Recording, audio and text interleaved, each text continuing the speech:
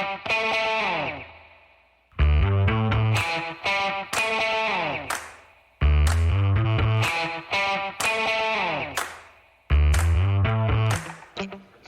folks. Welcome to another episode of Film Study. This is Ken McCusick, and it's time for this week's episode of Friday Morning GM with co-host Vas Larikos. Vas, how you doing? Doing well, Ken. Doing well. Excited to see the Combine this weekend, kicking off the draft season in earnest. Yeah, it's definitely an exciting time. We had interviews at the Combine from both Harbaugh and DeCosta we're going to talk about. We get the franchise tag deadline coming up the beginning of next week. We have potential cuts, always a big story this time of year. And, of course, the big news really is the cap increase and how a team in the middle like the Ravens can really benefit from it fairly significantly. Absolutely. $13 million more than was projected last week. $30.6 million bump to the cap. Looks like the COVID paybacks are pretty much paid off, and the new TV money is coming in, and certainly bodes well for a team that already has players with cornerstone contracts already locked up, and now they're, a lesser percentage.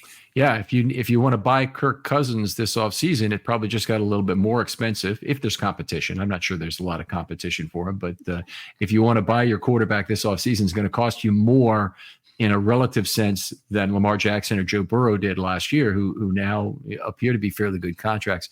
A 13.6% cap increase is the second biggest since 2000. And just to frame this up, in 2022, they had a 14.3% increase that was coming off a decrease of almost 8% the year before due to COVID. So that really, it doesn't frame up the same way. The average cap increase since 2000 has been 5.7%. So this is roughly 2.5 years of increase in 1 year. Now, the larger increase really helps teams in the middle of the table. So let's take a look at either end. If you're the Washington Commanders and you already had $70 million in cap, and now everybody gets an additional $11 million in cap, roughly, are you excited about that, or do you think my dollars just got inflated away? Right, inflated away. I don't think their buying power is lessened in a way. Yes. Certainly because there's more available cap overall, and teams can keep their own players that they couldn't before, et cetera. So, yeah, agreed. The Commanders would do even better if there had been a $10 million reduction in cap. Then the teams on the bottom will all be scrambling around, maybe trading people if they could get rid of cap. They could, all kinds of options to be available to Commanders under those cases. On the other end of the table, we have the Saints and the Bills, who are more than $40 million in the hole still. I believe after the cap increase, there's still $40 million in the hole. There's not a lot of help for those teams coming. I mean, they can kick the can down the road with a few mechanisms that teams that get in a deep hole tend to be already using to a great degree. Right. They're already leveraged, and you're right. An additional increase doesn't help them. They're going to still have to take on water and release some players that they don't want to, because they're just not enough to go around, even with the increase. In the division, I think the Cincinnati Bengals, kind of a big loser. They have $66 million in effective cap. That's the amount you have left on cap after you sign minimum value players to all your open slots. Okay. So this for the Bengals, they tagged T. Higgins. I believe they did it already. If they didn't, They said they were going to do it. And so they've certainly got the flexibility to make moves like that. But the Bengals probably now will have to pay T. Higgins a lot of money. It's a new contract. It'll be under the new expanded cap. There will be competitors, I'm sure, and hopefully they at least have to pay for it. The rumor I heard was that perhaps this is just sort of they want to get the last year out of T, but they do not envision a long-term deal because they're going to pay Chase instead.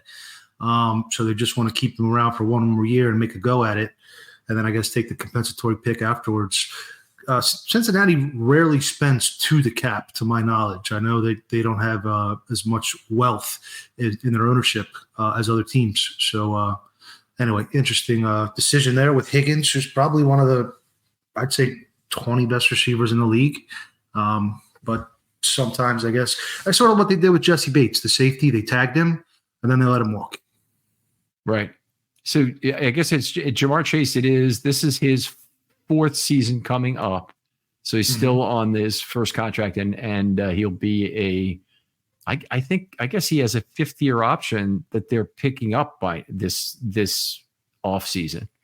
Mhm. And I don't know what that means. It probably means they want to pay him, I would think, but I don't know that for a fact. Both of them seem incredibly important to that Bengals offense to me. I'd pay both. I don't have a problem paying two receivers if you have that quality. Even two offensive tackles when the Ravens had Orlando Brown. I was a proponent of paying up at right tackle too. But you got to make those choices, obviously, with the franchise quarterback, which both teams have. All right, we're going to go back to the combine interviews in a moment, but the franchise tag coming up for Madubuike on Tuesday, I think it's Tuesday, 4 p.m. It has to be 3-5, I know, and tomorrow's 3-1. I always get confused. Yeah, the 5th is Tuesday.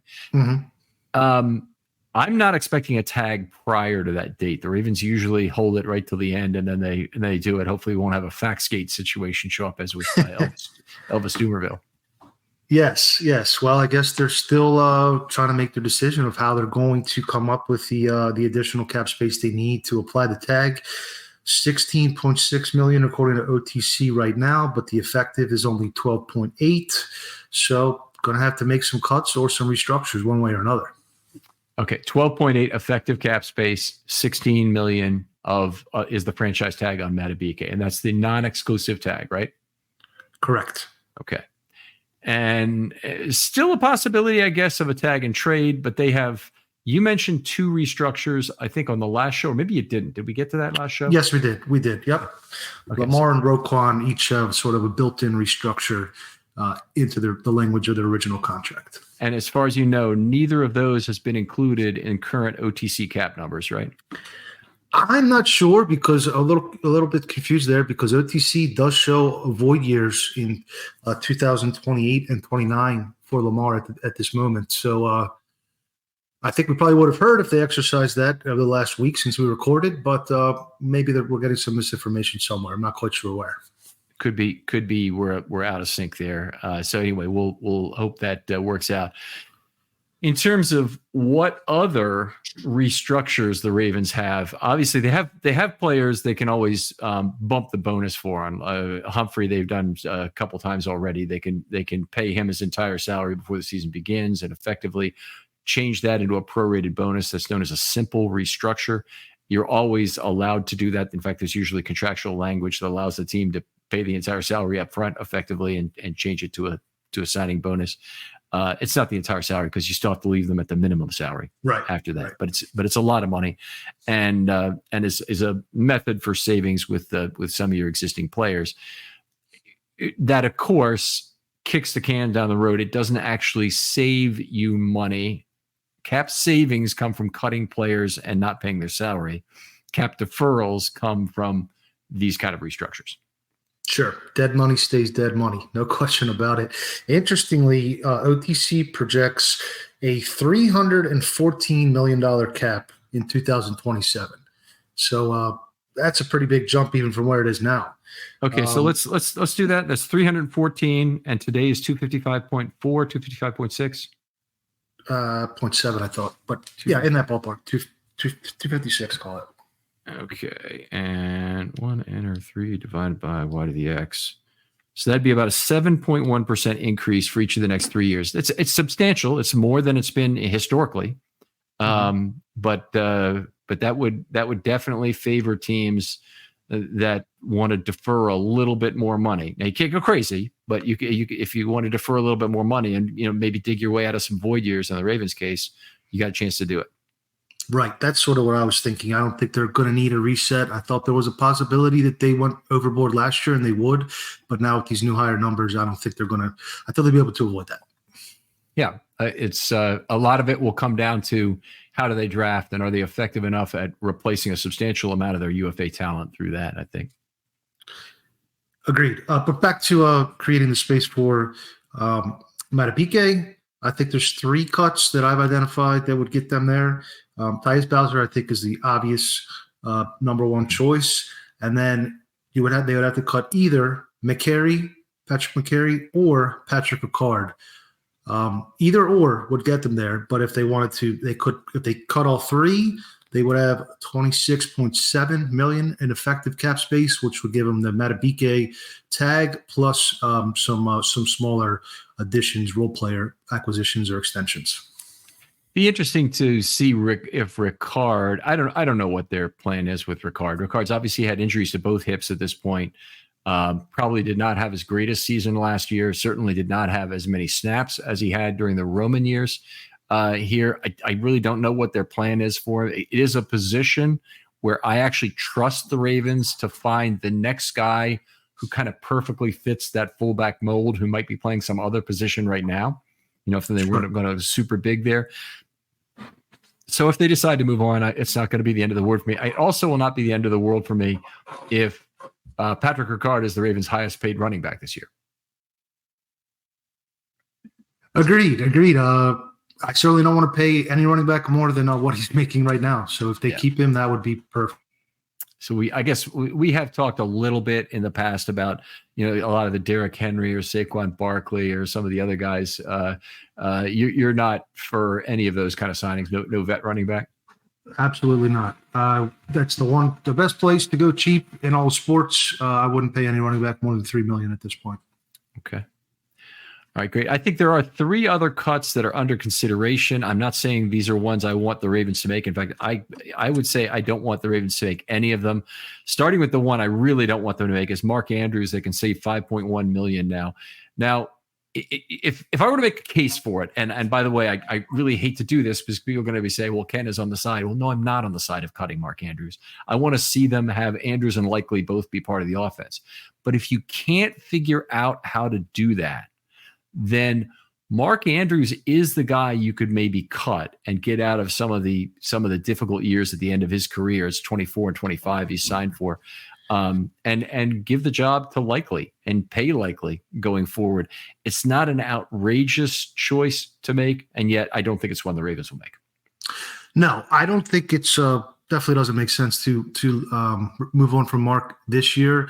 I am dubious of the 12 personnel as base being effective enough as the primary package to pass out of, because there's just so many that nobody really has ever been able to do that. Going back to Greg Roman, when they had Hayden Hurst and Mark Andrews, they just never both had big games at the same time, either in yardage or in catches. Same can be said for Isaiah Likely and Mark Andrews under both Greg Roman and Todd Monken. They both had big games, certainly, but not overlapping. So I think long term, I don't think you don't want to pay 2 tight ends, but short term, you certainly can use that package. I don't want to rely on it, and I don't think it makes sense to pay two tight ends long term. Yeah. Although they'll have a bigger question coming up on Andrews after the 2024 season, because I believe that makes it the last year of his deal, and it'll obviously be a salary that they'll be incented to cut. But hopefully Mark has a big year this year and makes that even a difficult decision. 2 other players, I hear these guys named all the time, and the first one is a complete no way for me in terms of the cut. And that's Morgan Moses at right tackle. It's a $5.5 million savings. He was the Ravens' best tackle last year, and it wasn't close. Good, very solid pass defender on that right side. Did he occasionally get help? Yes. Was he still very good as a pass blocker and good as a run blocker as well? I say yes. I don't see. I mean, he's such a value at that level. So in the last year of his contract, you rarely are in this kind of advantageous situation where the last year of the contract is still an obvious value because of the slope that's usually put into these contracts. Right. Definitely agree there. Agree with everything you said as far as being the best lineman. And I know we don't want to spoil the other segment, but reading the tea leaves from the combine interviews from Ravens brass, they want veteran presence on the offensive line, and I think he gives you the best combination of play for price with that veteran intangible. Yeah, would completely agree with that. Moving on, and the big one, the one the Ravens are going to have to make a judgment on is about Ronnie Stanley, and he's $8.3 million in savings this year. The problem, as we've discussed many times on this show, is barriers of entry at left tackle are incredibly high. And an increase in cap is not going to get the Ravens the money they need to be competitive in a market flush with dollars for whatever thin amount of left tackle talent, either starters or backups, that exists already out there. Right. The one potential name that's been floated around is Tyron Smith.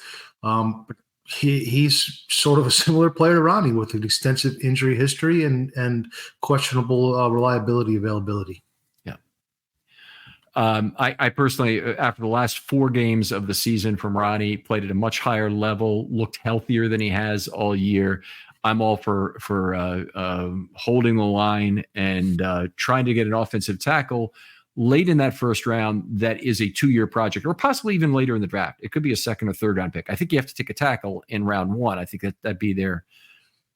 If BPA does not, direct their decision as frequently it does, I would like them. I think their druthers would be to take an offensive tackle and a left tackle with that first pick. Completely agree. Maybe the hardest position aside from quarterback, maybe even harder than quarterback, to find that really premier guy. Just not a lot of human beings with that skill set and that size and that shape. So, Dan Jeremiah, I believe he said he had 8 first-round tackles, but he also said all 8 of them could be gone by 30. So, time will tell. And good chance, Mims is a guy who's been tagged to the Ravens a fair amount, really a right tackle. And I don't really know if he's a guy who could slide over and play on the other side. Sometimes you play at a big SEC school. Maybe you can do it. Just not 100% convinced. Right. So I'm sure that they'll be watching his movements closely. I guess offensive lineman will be on Saturday, right? Sunday. Mm-hmm. Skill guys, I think, are Saturday, and then O-line on Sunday. Yep, you start at 3 p.m. today if you want to start watching the combine. Actually, we're talking on Thursday. 3 p.m. yesterday, you can start watching the combine. Of interest, I think, were interviews given by EDC and by Harbaugh at the combine. There's a lot of coach speak that goes on doing these. I sometimes you find little snippets of information that take you down a little bit thought here, but Voss and I are going to kind of alternate going through these 2 interviews with some points that we took from them. But start us off with the EDC interview in particular, and we'll work through our thoughts on that. Okay, so just in no particular order here, but one of the comments I found interesting was that he clearly identified wide receiver as a critical position, and he said that the data supports that notion. And he went on to elaborate that they need depth to sustain injuries, and also mentioned it's a very deep wide receiver class, and sort of said we'll see who falls. I wouldn't rule out a first-round receiver. I think probably a 2nd round or 3rd round receiver is probably likely. Could also be a double dip situation. If you're losing 2, you got to replace them with 2. So I don't think that they're going to be active in the free agent wide receiver market, and I think that's a wise decision. But it was interesting to hear DeCosta say that. In previous years, he sort of shied away from that, even though he has invested a lot of picks at receiver, early picks. But there have been a few seasons where he didn't really make it seem to be such a critical position. So that caught my attention. One of the things that's interesting about that is that in the past, he's referred to cornerback similarly with regard to the injuries, as these, he talked about the wide receivers being race cars, and sometimes they break and you need to have somebody ready to go, and they were able to maintain depth this last year. Cornerback, a position they obviously did very well on this last year in terms of having the proper depth for the scheme, and actually having a scheme that worked very well with players that had some limitations. Let's put it that way. But anyway, the cornerback position being similar, that's a position where they really need to get young, and it did not really come up in this entire interview, which was a little bit surprising to me. I had that same exact note, no mention of it. Now, they are sort of at the mercy of the questions that they're asked. They're not just going to go on a diatribe and say, these are the positions we want. But I found this interesting. The last time they took a wide receiver in the top 100 was 2017 with Marlon Humphrey. They haven't taken – Brandon Stevens was right outside the top 100. But, Ozzie, out of his first 5 drafts, 2 of them, I believe, were corners in the top 10, both in the top 10. And traditionally, they haven't. So it is now is the time, unless there has been some sort of philosophical shift. I think that's possible. Not probable, but possible. Yeah, I mean, the 1996 Ravens in particular, that team that came to Baltimore, immediately had a lot of problems in the secondary. They had two pretty good safeties in Stevan Moore and Turner, but their cornerbacks were complete trash. Deron Jenkins. Yeah, Deron Jenkins, another guy. They moved up into the second round to pick him. They traded a fair amount of their 1996 draft to get that done. So he would, I've gone back. I've watched a lot of the early Ravens games. Of course, I've got the defensive information for all those games. Deron Jenkins not a terrible player when he was with the Ravens. They really thought he was going to be great going into '99, and then McAllister took his position right away. It wasn't obvious that was going to happen because he was playing as a nickel at that point. But then Deron Jenkins was pretty much out in the standard package by the end of that season. And it was Starks and McAllister were the two they went forward for the Super Bowl year. Yep. All right. Another thing that I thought was interesting, and there's lots of things. Talked a lot about Joe Ortiz and losing him, and I wanted to talk about this a little bit, but there were couple questions, one early, one late, that got into this. He said he was losing his pickleball partner. It was a big loss as a natural consensus builder. I think that's very important as part of the Ravens draft process. But the other thing that he did was talk about continuity. And he's not just talking about continuity of coaches or players when he says that, or offensive linemen, where continuity is probably very commonly spoken of in terms of a unit, but in terms of process. And in terms of scouting process, I thought that was very important. He mentioned Ortiz. Ortiz and he have worked together apparently for 25 years. He came in just a couple of years after him. Has been sitting to his right for many years. So it's a big loss, and he thinks he'll do well with the Chargers. But I think it's one of the really good things that came out of both interviews was how the continuity was important, but it's continuity of process. And when you're successful, you lose good people.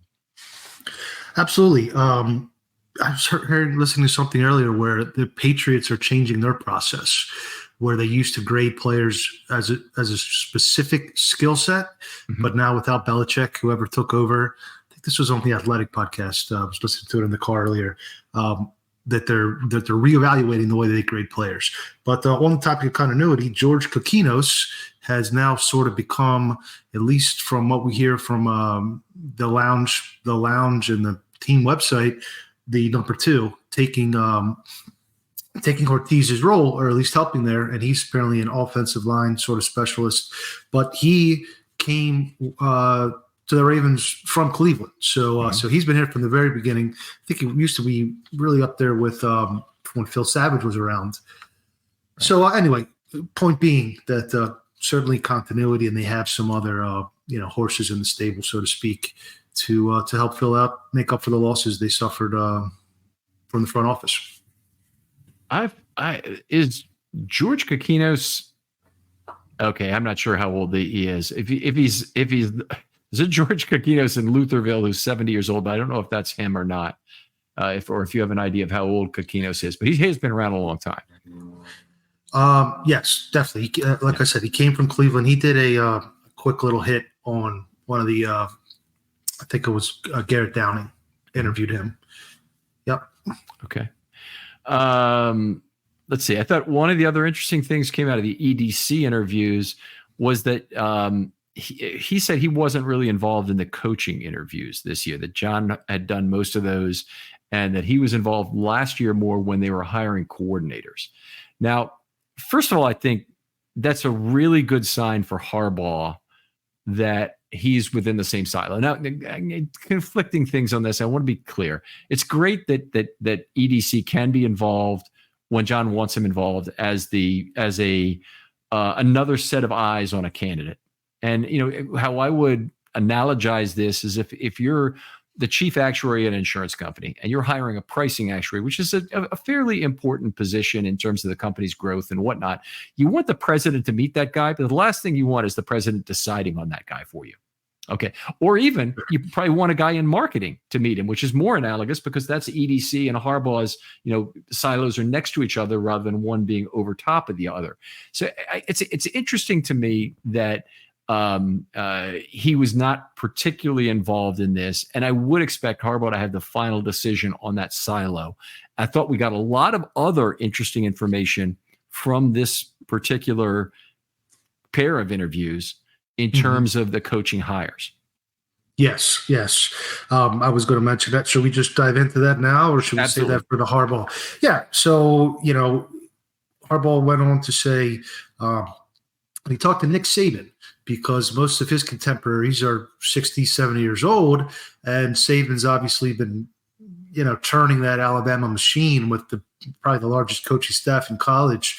How do you tap into that younger, 35, 40-year-old coach? And Saban gave him some tips. And if you look at it, most of the guys he's hired did come from the college ranks to this cycle, and also a former player, the Travell Wharton. So, yeah, anyway, I thought that was very interesting. We did sort of hear that, on the grapevine that, DeCosta was a little bit more involved with the Monken, and maybe even Bisciotti had a role in the Greg Roman. But certainly seems that, and it was great to hear that Harbaugh has sort of gotten out of his comfort zone a little bit from where he used to sort of hire everybody from the Good Old Boys network or the Michigan network, and now he's expanding. So it's great to see that evolution. Yeah. Talked about a lot of different individual coaches and what they've done. Anthony Weaver uniformly praised by both guys in terms of being a future head coach in the league. Harbaugh talked about how he lights up a room, and he also fills up a room with his size and whatnot, but a leader of players and coaches. And if you've ever seen Anthony Weaver at the podium, you immediately have this same feeling about the guy. Definitely. Is my turn or your turn? Yeah, you go ahead. Okay, so I guess just to kind of take away, this might be from both, but knock it out in one. When asked about running backs, they both sort of said, we need bodies. That was sort of the way I heard it. They weren't saying we need a bell cow. They weren't saying we want a 3-down back. They weren't saying we want somebody who excels in pass protection. DeCosta noted that it was a shallow draft class. Harbaugh, and I think this was actually with the other interview he did yesterday with Garrett Downing, said, what are we looking for? He said he wants backs that can get more than what's blocked. Pretty much all the backs can get what's blocked. That's the interchangeability. So who can break tackles, make people miss, and get yards after contact. And they both mentioned they'd love to have Gus back, but it just doesn't seem like a big priority to them based off of this. And I think that counters what some people have been espousing, that it should be a big priority. It doesn't seem that way, at least from these interviews. I thought it was interesting that both men mentioned Gus and J.K. Dobbins as guys they're going to look at. Now, by the way, there's a whole lot of that. You don't want to shut the door on anybody as you go through these coach speak things. You don't want to tip your hand anyway. You don't want to say, we'd love to hear from JK if he would ever consider calling us. You don't want to have any kind of a messaging out there that says that you don't think that you're in a good place with that player. So everything is pretty much positive. In the case of JK specifically, I didn't get anything positive out of the thing, but I also didn't get anything negative. And the Ravens are saying the right things, which is what this organization does to try and maintain relationships with players, make sure those bridges aren't burned. Sure. And again, it is a shallow class, so they're probably going to add a veteran. I just think they're probably not going to do it until after the compensatory formula date has passed. Just doesn't make a lot of sense, too. There's going to be a lot of backs, and I'm sure there'll still be some hanging around later in the summer. Yeah, I agree. And you and I have already had the conversation about some of the big backs and the desire not to pay one of them. Mm-hmm. I'll go back to something EDC had on his plate. He talked about losing Eugene Shen to the Commanders. Not a well-known name within the Ravens organization, but another analytics guy who had done a lot of modeling of player personnel stuff. And one thing I asked Harbaugh about years ago at camp was who had created the system of scoring for those camp practices. Have you ever been there and you see the defense has 70 to 56 lead, never even right. How do they get to this point? It's obviously not points, but it's a scoring system they have. Anytime a ball is loose on the ground, the team that picks it up gets a point. And there's points for third down, and they've never fully explained it. Right. The usually one side of the ball, and in my history of going to camp, it's typically been the defense is dominated and the offense hates the scoring system. Mm-hmm. Yep. Yeah, very interesting. There's this big crooked numbers on the scoreboard, and well, he was a pressure, or he would have got a sack, but they're not sacking the guy, and I don't know how they figured that out.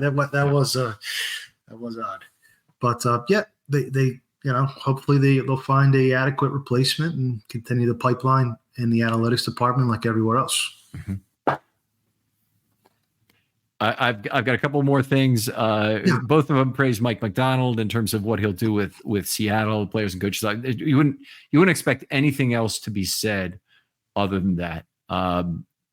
Anything about all the stuff that was said about Macdonald that you think is significant? Not particularly. I guess I'm more looking at it from a Ravens perspective now, and that's more what he's going to do in Seattle. Offensive line was a big topic. If you're ready to move on from Macdonald, big topic. DeCosta's words were big, strong, and imposing, which maybe give you a little bit of indication that they're not leaning into the we need more athleticism, mobility, zone blocking, or maybe not. Maybe that's a smokescreen. But I said it's a very deep class of offensive tackles and offensive guards. The challenge is to balance. They want to get younger, but they also want to maintain veteran presence. So that's the challenge. He made a mention of injuries. He said, we have the injuries and the salary cap, and kind of made me think that maybe they haven't quite made their final decision on Ronnie Stanley quite yet. Just speculation there. And then Harbaugh went on to say they're going to be rebuilding the offensive line, not retooling, rebuilding is a pretty powerful word. And he said this will be the fourth time they've done it since he's taken over in 2008. And he said it's the most important thing on offense for this offseason. No mention of Kevin Zeitler, no mention of John Simpson throughout the entire thing. Simpson could be back on a limited deal. I don't see any chances Zeitler's back. And again, this is a case where the opportunity was given because they had the offensive line in the discussion crosshairs for them to say something like, we haven't given up on getting Kevin Zeitler back at this point. Mm-hmm. And to compare that, OBJ, I think, is probably more likely to not be back. I would still say maybe not than Zeitler, but more likely than a lot of others not to be back. And each of them had a slightly positive thing to say about OBJ. In the case of EDC, he said, we'll see what happens over the next couple of weeks. In the case of Harbaugh, he said, I still got my fingers crossed, hoping he'll be back. Right. It's coach speaky. You have the opportunity to do that same thing for John Simpson or for Kevin Zeitler and say, hey, we think we've got some competition here that'd be really healthy. We'd love to get John Simpson back. We'd love to see if we can get Kevin Zeitler back. Didn't take that opportunity. Yeah. And I don't know if we've ever heard him say, no, this player's definitely not coming back at this point of the offseason. So, you don't want to burn your bridges, as you mentioned. One player that, and I think I caught this on the Garrett Downing interview from Harbaugh. Apparently, he said he ran into Jadeveon Clowney's agent at the combine, Harbaugh said, and his agent said this is the only year where he was happy at the end of the season of his career. And sort of has me thinking, Harbaugh's kind of planting the seed, come back to Baltimore. You might not get quite as much money, but you have a better time, a better quality of life, and you enjoy your teammates. So that kind of made me think they were they're sort of looking that direction. On that topic also, DeCosta said he expects a big season out of Odafe Oweh as one of the primary edge rushers. So, this is all reading tea leaves speculation, but that's sort of what I thought they were trying to plant there. To speak to both of those, he actually looked backwards at Odafe Oweh's 23 performance and said, we look at pressures, not sacks. Mm-hmm. They're more important. And I thought that was great, by the way. First of all, completely agree. And second of all, Odafe, that's his game. And they actually hold him back more for passing downs. They've really made an effort in 23 to keep him fresher for that. He's going to have a higher workload. That did not work out so well early in 22 when the Ravens were very short before they picked up some guys on the edge as the season rolled on. Regarding Clowney, I like the chances now a little bit better to bring him back. But he's a player that's not quite in the A tier and he's not quite in the C tier bargain bin group. Mm-hmm. He's a B tier player. Those kind of guys, you probably are going to be competing with dollars for some of those players. So some of that extra cap that's been splashed all over the league now, Jadeveon Clowney is a potential recipient. And the fact that he was happy at the end of the year, he could be happy for a lot of reasons. He could be happy for the year he had. He could be happy for making his bonus. He could be happy prospectively that things are going to work out for him. Right. I was going to say happy that he made the bonus. Yeah. So just on the topic of the free agent edge class, in PFF's top 100, there are 15 edge rushers. Kyle Van Noy would have been 19th, 125th. So it does seem that that's a place where they're going to probably a second, third wave shopping, and probably not going to be a draft priority just because there are just so many of these veterans where they give you great production for a great price, and they've done that year after year now. Well, yeah, and I think the Ravens have found the magic formula there, whereas other teams haven't quite figured it out. There's a lot of big money guys on the free agent market this year at the extreme top end, not like 50 to 100 guys, but when Josh Allen, Hunter, yeah, Burns and Hunter, yeah. Those are guys that certainly are going to earn big money in this market, and they deserve it. But let me just see if there's anything else I had from the Harbaugh interview that I specifically wanted to say.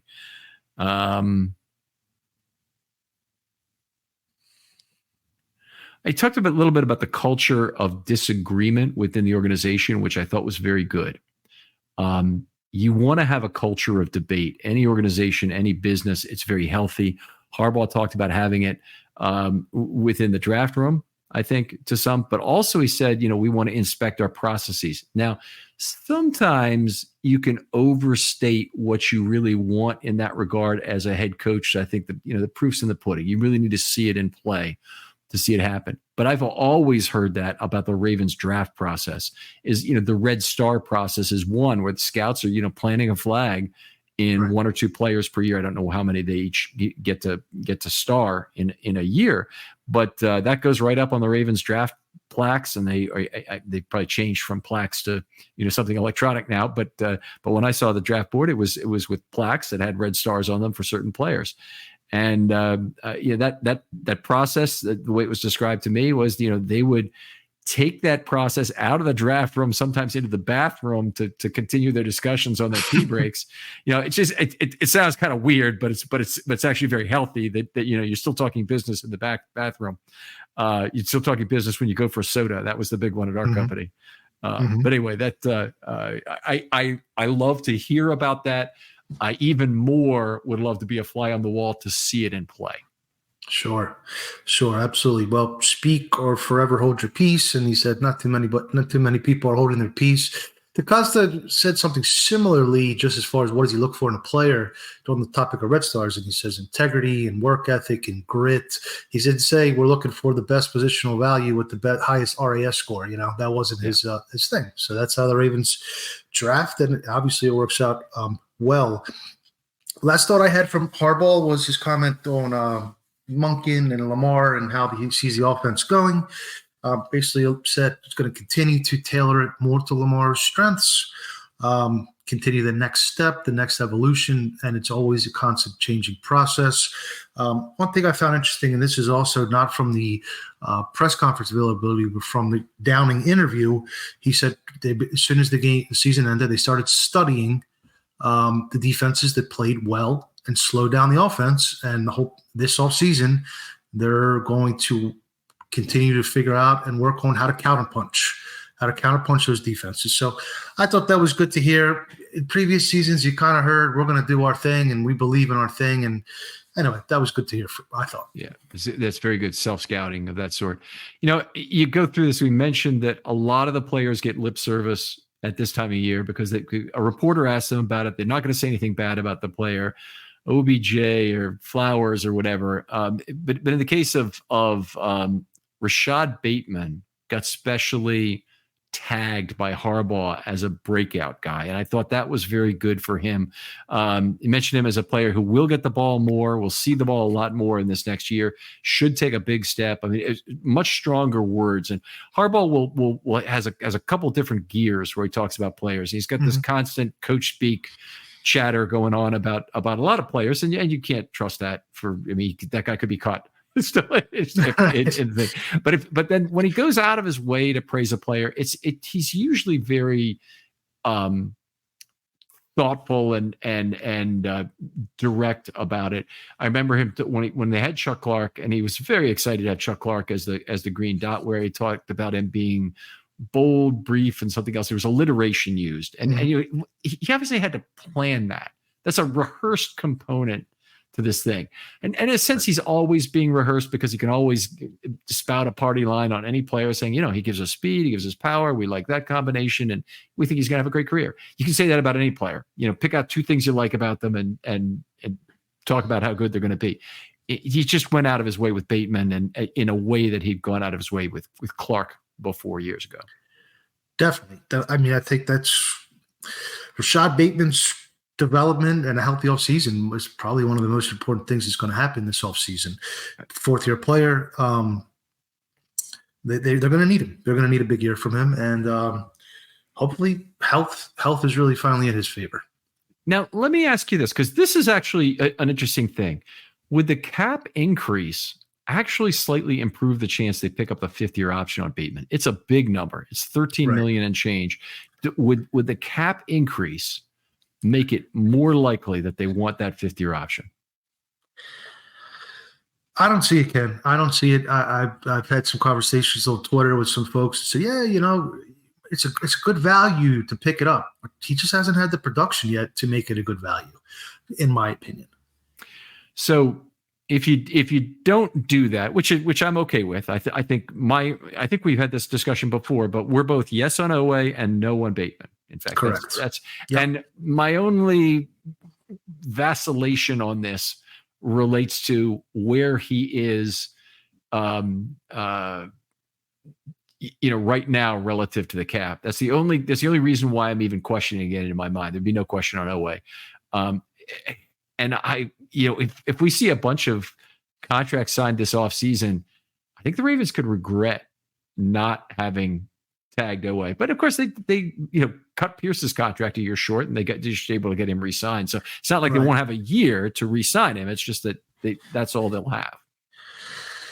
Yeah, I would need to see more chemistry between Bateman and Lamar, and better hands.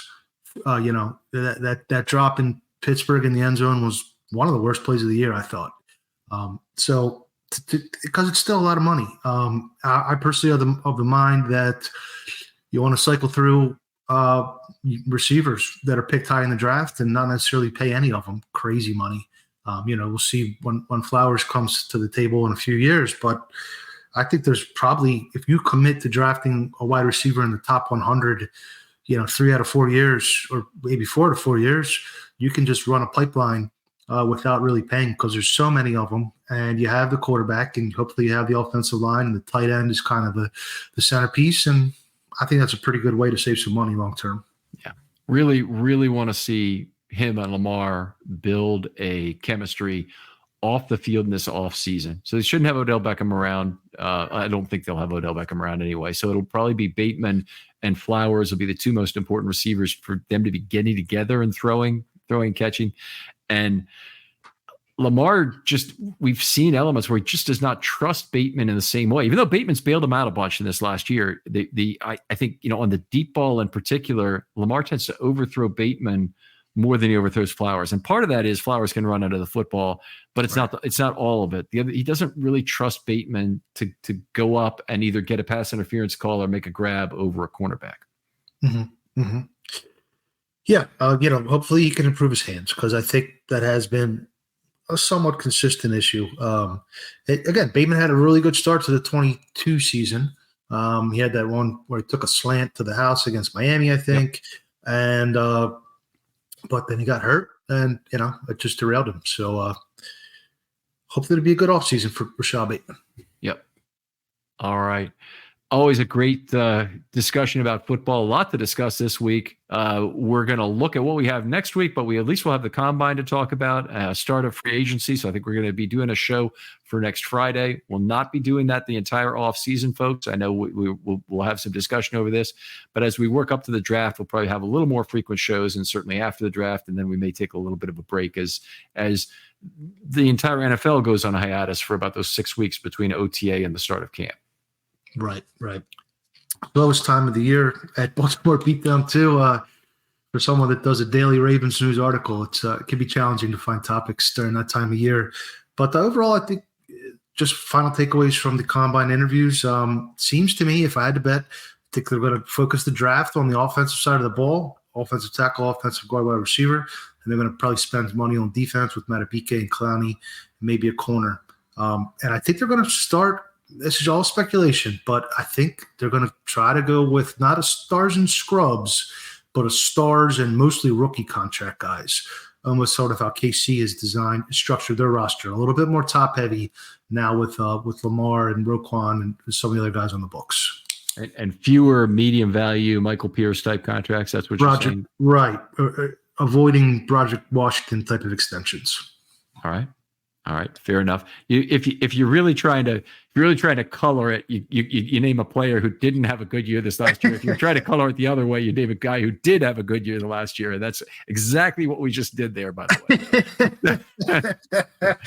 Well, always appreciate talking football with you, Vas. Tell folks where they can find you online. My pleasure, Ken.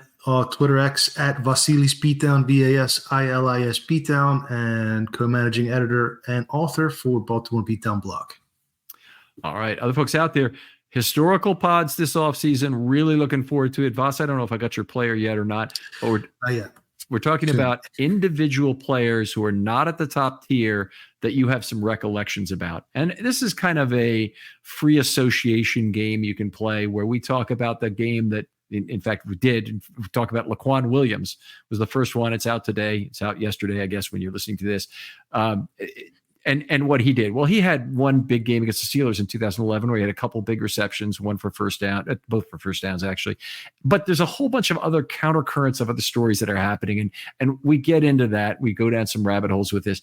15 to 20 minutes is all we really want.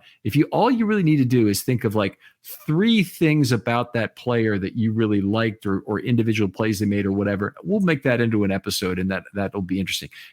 Get your player chosen. I want to have a list that we're not overlapping. Right now, everybody wanted Jarrett Johnson already, so he's gone.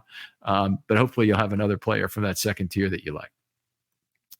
For Vas Laricos, this is Ken McKusick saying goodbye, and we'll talk to you next week on Friday Morning GM.